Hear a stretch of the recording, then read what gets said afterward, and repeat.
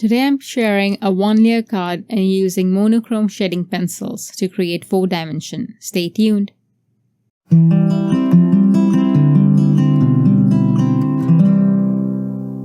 Hi there everyone, welcome to Creative Coloring with Iram. Today I am combining alcohol markers from different color families to color my image, and then doing the one thing I absolutely love to do, add shading to create 4-dimension on a 1-layer card. I will use the Paint a Flower Wood Anemone outline stamp set. Since this is the first time I'm using this stamp, I will use a stamp conditioning eraser to go over the stamp to get rid of any residue that is on the stamp so that it holds on to the ink better. I will then place the 80-pound classic Crest solar white panel into the stamp positioner. This is the size of my card front. You can have this slightly larger and then trim this later on to size. I will place my stamp slightly off the edge as it looks pleasing to the eye because of how it is drawn. I will use permanent black ink to stamp the image as it is alcohol marker friendly ink, and stamp this a couple of times to get a crisp black outline. Just to be on the safe side, I will use my heat tool to go over the panel and set the ink so that I don't smear it. Before I begin coloring, I want to show you how I figure out which color of markers from different color families I will use. I will try out all the similar markers as shown in the above swatch, and then I will pick out the hues I'm looking for to create another swatch and test it out, and if it looks good, I'm going to go ahead with it. And on the side, I will have one additional darkest color in case I want to go darker in some areas. So the colors I have chosen are Cosmic Berry, Rubellite, Pinkalicious, and Pink Diamond. I will start by adding the darkest color, R437 Cosmic Berry, in the areas where I want to show shadows and depth, especially on the petals that are behind or underneath the other petals.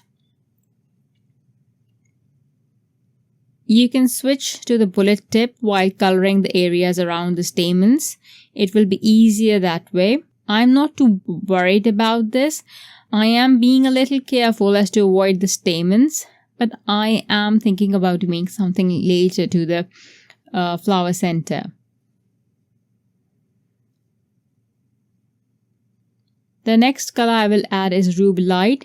I will extend the dark pigment as flicks, and I will add more of this as I want my flower to be darker and more vibrant and more of this particular color. If you want your flower to be less of this shade and lighter, then add less of this color and leave more area uncovered for the lighter markers. And if you want your flower to be a tad more darker than this one, then you can add more of the first color that I added, which is Cosmic Berry. Now I will extend the Rubellite flecks with the Pinkalicious marker. This is the R504, and I will keep going over the flecks if I want to blend some of the portions. If you want your flecks to be visible, you don't have to overwork them, but I do blend them a lot in this case. The last color to go on there is Pink Diamond, and I will still leave a few highlights on the petals for now. As in, while blending the previous flecks, I will not cover the entire petal with this color. I will leave some portions uncolored. These portions will appear as highlights.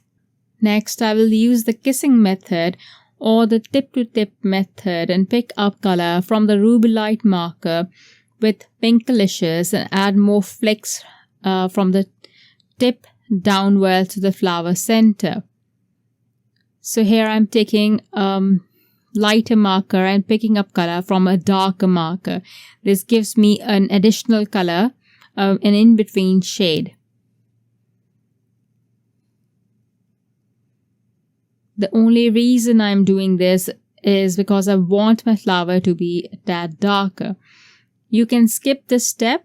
I liked how the flower looked before with the lighter tips, and you can just stop right here and complete your flower coloring of your flower.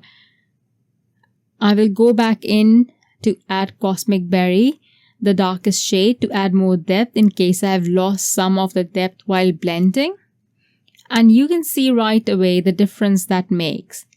I will color the remaining petals the same way, and even then, if you think you want to show darker shadows, you can use a darker marker.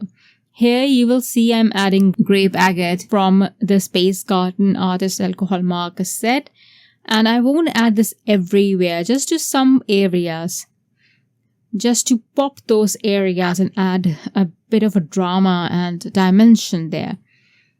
To blend this, I will use Rubellite so that the dark marker doesn't look very prominent. For the flower center, I will color this randomly with 2 of the yellows from the Space Garden set. One dark, one light. It is such a small area that you will hardly notice the blending. And I will come back to this later. Now I will use Misty Morning, Cloudy Sky, Nimbus and Dark Night Artist Alcohol markers for the leaves. If you want to use your traditional green markers for the leaves, you may do so. I love this color family and I really wanted to use the cool tones. These are from the Space Garden set. I wanted my leaves to have a smooth satin finish, so I started by adding a bit of the darkest color, Dark Night, and extended it outwards with Nimbus, and I will blend this very well with Cloudy Sky, as there is a big difference between these 2 shades, but the transition is gorgeous as soon as I add the Misty Morning. When I do add the Misty Morning, I will add this from the tip of the leaf towards the end of the leaf to add more of this tint and blend the whole leaf to get a satin finish. Again, as I mentioned earlier, if you want darker leaves, you will add more of the dark marker, and if you want lighter leaves, you will add more of the lighter marker. You will notice that my leaves that are on the right hand side or those that are underneath the flower are a tad darker. To add a bit of 4 dimension, I will use the 10B pencil from the Monochrome shading pencil set and add this in a small circular motion with a light hand along the edge of the image. I'm adding this to where I think there will be a cast shadow of the flower. I will use a blending stump, and again in a small circular motion, I will pull out the pigment. This depends on you as to how further outwards you want to pull out the pigment. I don't mind having a soft halo-like look. You can see that the image looks lifted already. It feels like it is off the page, and you don't even have to do it all over the outline of the edge, only along the edge where the flower would cast a shadow. It would be opposite to the light source, and it is very easy to depict this. So another way to do this is to cup your palm and move it around to see where the shadow will fall and where the light source is. It gives you an idea as to where your shadow and light source is going to be, and how to color an image and where to put the cast shadow. Once done, you can see it looks like it is popping off the page. I will then add controlled splatters using a black pen. And just to make this more attractive and special, I pulled out a white pen from the must-have gel pen set and added lots of white specks or dots of various size to make my flower center a lot fuller and nicer looking. I thought I needed a few more splatters, big blobs of splatters actually, so I added more of them. And then I looked for my sentiment, the one that would match with this look. And after I decided the sentiment, I stamped it in Obsidian Ink. And that's it, my card is ready. I love to color with artist alcohol markers and to create 1-layer cards with 4 dimension. I also love the Monochrome pencils for shading. I hope you like the card and the mix of colors for the flower. I think the palette is great for holiday florals too. Thank you so much for watching. Bye!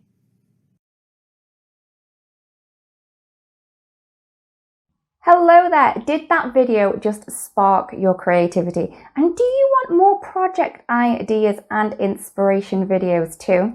Well, if you do, please make sure that you subscribe to the Altenew YouTube channel. Also, make sure that you do click that notification bell so you don't miss a video.